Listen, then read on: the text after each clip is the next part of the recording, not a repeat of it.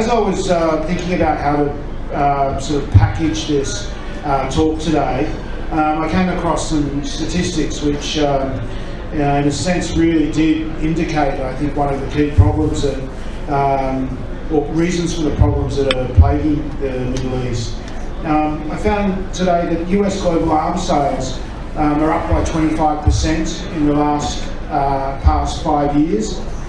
And guess what? The Middle East is the largest importer of all weapons, accounting for almost 40% of global imports, with an increase of almost 50% in the last 10 years. So if we think about the violence and the state oppression and the upsurge of anti-state opposition and the conflicts across the region, then the arms trade and the way that it's fueling these conflicts is something that, in one sense, might answer all the questions that we have about the Middle East, and we can all go home now. But I'm not going to do that at all, because the title of this talk is Politics and Oppression from Below and Above.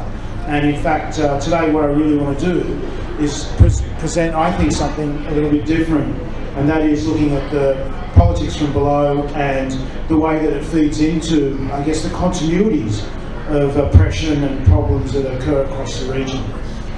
Now, before I get into that, I just want to say that the Arab region is very dispersed.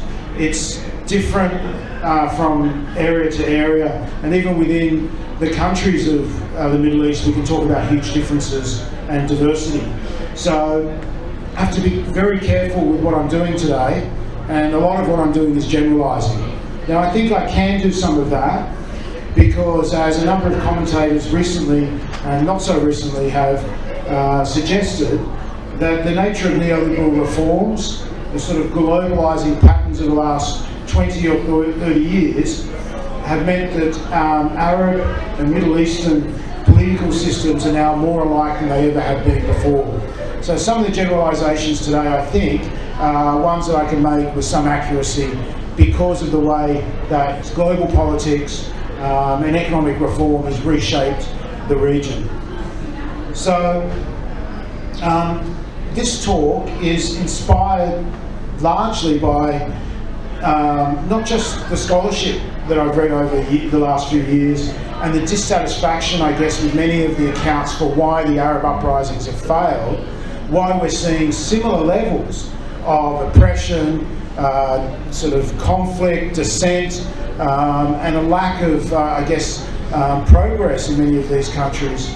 But also really by a number of novels that I've read that have really in some way shone some light, or at least opened up some space for me to think of these problems in a little bit of a different way.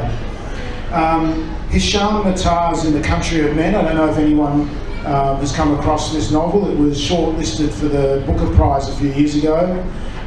It is a book set in Gaddafi's Libya. And about a decade ago, a bit over a decade ago, the Yaqubian Building, which is a novel set in Egypt, in Cairo, in the late 1990s, early 2000s, which then went on to become quite a popular film, really sort of explored questions around the way that oppression and particular forms of politics of the everyday have coalesced or congealed in Middle East countries in particular ways. And that's what I sort of want to unpack in this talk. When we think of the momentous events of 2011, we tend to focus on what happens at the state level. Presidents fall or leave the country, or they become they're arrested and then some years later released, as we saw with Hosni Mubarak not too long ago. And we think of this as change, momentous change, and that was the rhetoric and the sort of narrative around the Arab uprisings.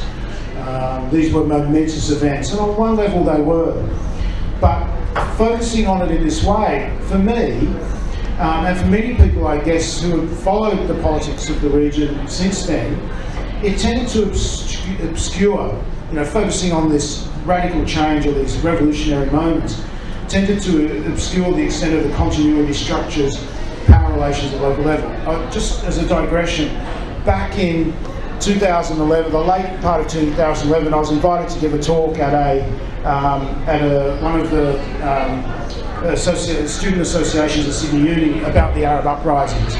And I remember very vividly saying, look, yes, it's all great, and we have to be positive about what's happening, but let's not forget that the structures and the power relations in these countries are very embedded, and to expect that there'll be this incredible change is probably a little optimistic. And I was howled down by the room.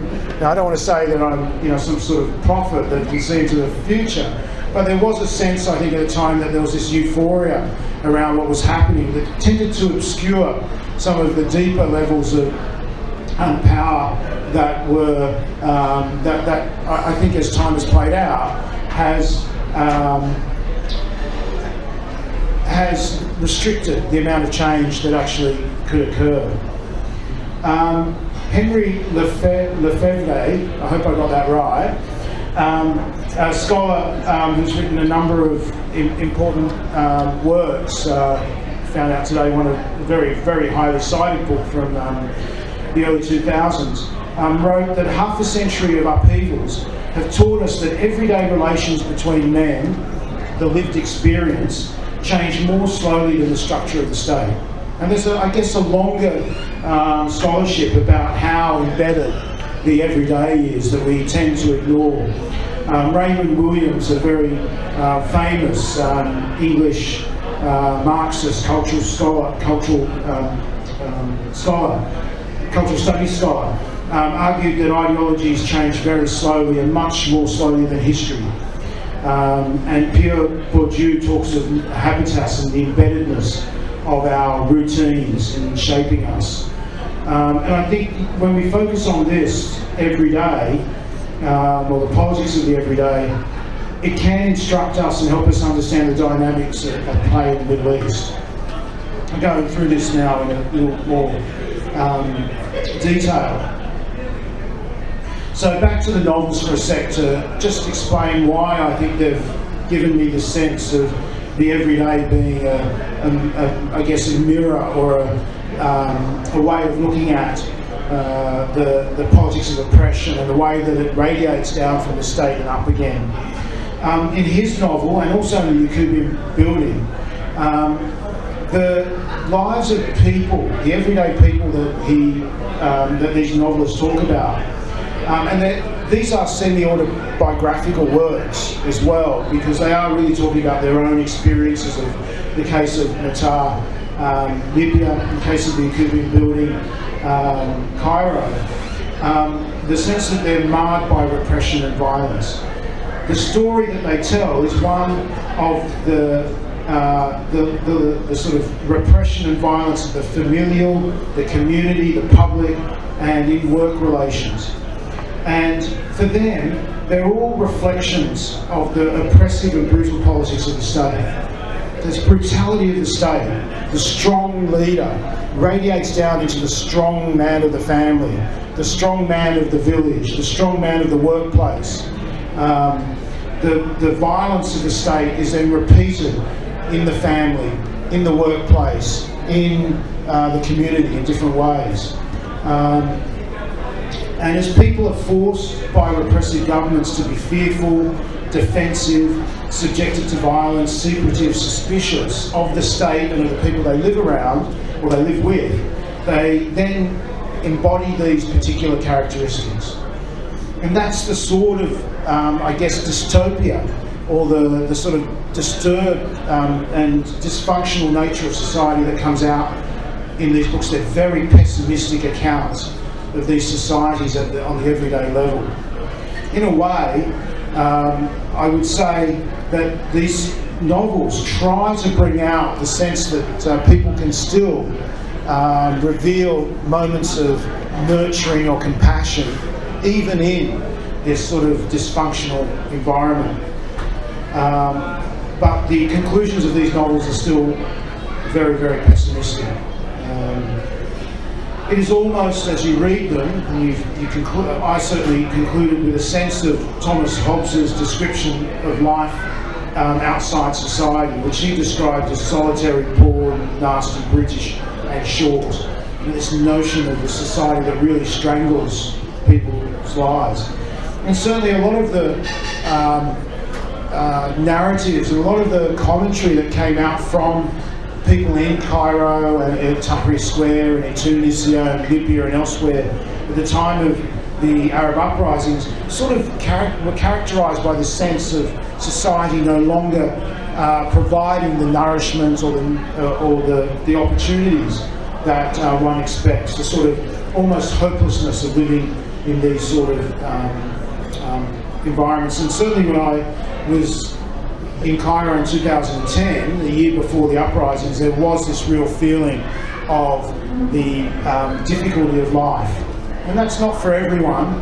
Certainly the people who are well off, the people who have benefited from economic reform and the opportunities of neoliberal globalisation, that very thin strata of wealthy elites experience life very differently from everyone else, or from the majority of the population. Some people might say this has always been the case in a region such as the Middle East, where authoritarianism has long been in place. I tend to dispute this, given the amount of reading that I've done and the people I've spoken to that lived through the 50s, 60s, 70s, and even the early 80s in many of these countries, in Egypt, in Tunisia, in Lebanon, where there was a sense of optimism. I'm not going to romanticise them and say these were great societies with a huge amount of openness and prosperity equally shared amongst the population. They certainly weren't paradise by any means, but they weren't as hopeless and as pessimistic and as repressive as what people have experienced in the last 20 years. One of the stories I tell was one of the female professors that I met when I was in Egypt was telling me how, when she was at university in the early 1970s in Egypt, if a female student came to class that covered, she was seen as backward, a rural person. It was really unusual. And of course there's a form of